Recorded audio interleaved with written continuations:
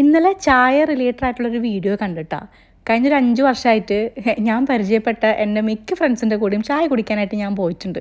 ശരിക്കും പറഞ്ഞാൽ ഈ ചായ കുടിക്കാനിരിക്കുമ്പോൾ ചായ കൂടിയല്ല അവിടെ നടക്കുന്നത്. കൂടുതലും നമ്മളുടെ ഫീലിങ്സ്, ഇമോഷൻസ്, ഹോപ്സ്, ഗോൾസ് ഇതൊക്കെ ഓപ്പോസിറ്റ് നിൽക്കുന്ന ആളോട് ഷെയർ ചെയ്യാനാണ് ശരിക്കും പറഞ്ഞാൽ ചായ കുടിക്കാൻ പോകുന്നതെന്ന് എനിക്ക് തോന്നുന്നത്.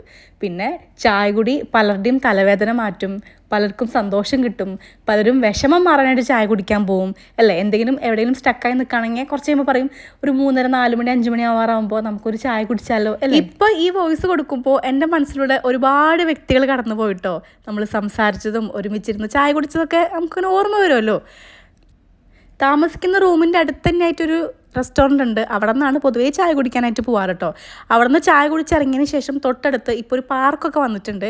പിന്നെ നേരെ ആ പാർക്കിലോട്ട് പോയി കുറച്ച് നേരം നടക്കാറാണ് പതിവ്. പിന്നെ വീക്കെൻഡ് അല്ലാത്തതുകൊണ്ട് അത്ര തിരക്കൊന്നുമില്ല, അല്ലെങ്കിൽ ഒരുപാട് കുട്ടികളുണ്ടായിരിക്കും കേട്ടോ.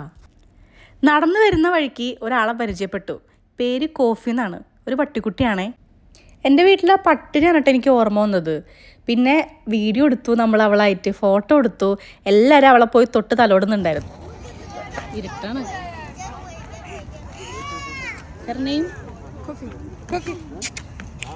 Coffee. Ah, क्या है? Coffee दिखी थी. Hi, hi. Atla, atla, atla. Hello.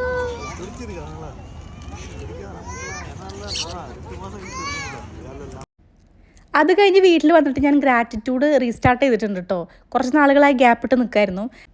Gratitude എഴുതി കഴിഞ്ഞപ്പോൾ വല്ലാത്തൊരു സമാധാനം. പിന്നെ നമുക്കൊരു മീ ടൈമും കൂടി വേണ്ടേ.